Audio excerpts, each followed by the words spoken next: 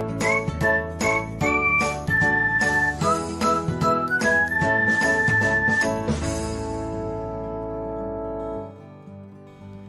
everyone, welcome back to another episode of Technology Glance. In this video, I'm going to guide you through how you can turn on notifications for new followers on Threads app.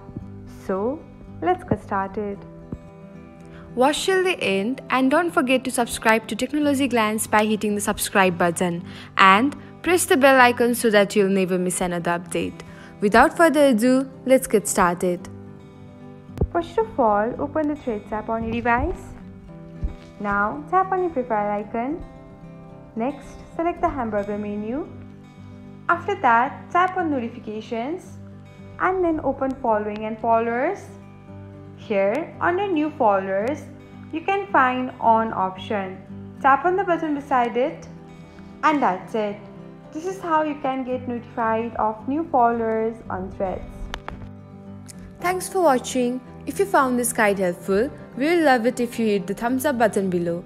We upload great new tech tutorials like this one every day. So, don't forget to subscribe to our channel and hit the bell icon to get an update as soon as we post a video.